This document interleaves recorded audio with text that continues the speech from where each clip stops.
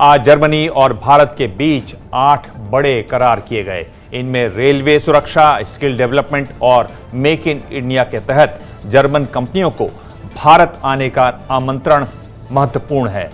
अब से आधा घंटा पहले प्रधानमंत्री नरेंद्र मोदी स्पेन के लिए रवाना हो गए। पिछले 30 साल में स्पेन जाने वाले वो पहले भारतीय प्रधानमंत्री हैं।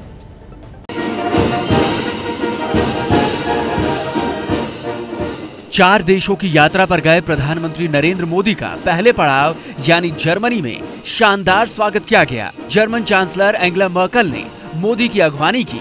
मोदी को यहां गार्ड ऑफ ऑनर दिया गया। एंगेला मर्केल से मुलाकात के बाद मोदी ने जर्मन कंपनियों को भारत में निवेश करने के लिए आमंत्रित किया है।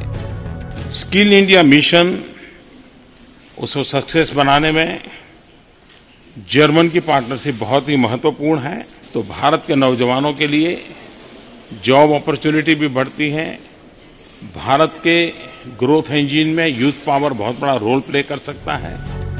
जर्मनी और भारत के बीच 8 करार हुए हैं। इसमें रेलवे सुरक्षा, skill development, digitalization, make in India के तहत निवेश और डेवलपमेंट इनिशिएटिव्स शामिल हैं। आतंकवाद और अतिवाद को बड़ा खतरा बताते हुए पीएम मोदी ने इनके खिलाफ लड़ने के लिए एकजुट होने का आह्वान किया। अपने बयान में पीएम मोदी ने आतंकवाद का 7 बार जिक्र किया। आतंकवाद तथा अतिवाद मानव जात के लिए, आने वाली पीढ़ियों की आवश्यकताओं के लिए एक बहुत बड़ा संकट बने हुए हैं।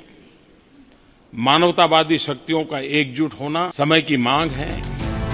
पिछले कुछ वर्षों में दोनों देशों के बीच शिक्षा के क्षेत्र में भी संबंध मजबूत हुए हैं।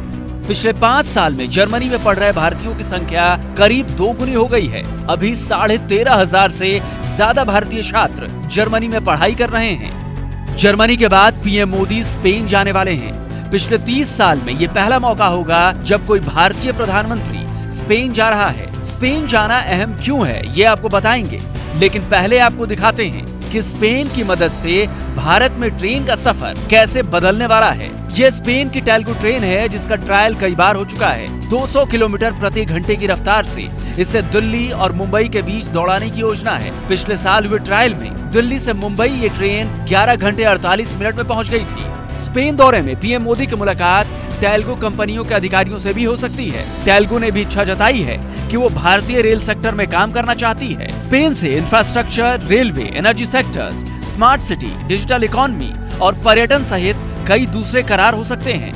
2016 में दोनों देशों के बीच 3,365 करोड़ रुपए का कारोबार हुआ है। और जर्मनी में अपनी यात्रा के फौरन बाद प्रधानमंत्री नरेंद्र मोदी ने ट्वीट किया, धन्यवाद जर्मनी। उन्होंने अपनी यात्रा को बहुत सकारात्मक बनाया। ये है एबीपी न्यूज़, आपको रखे आगे।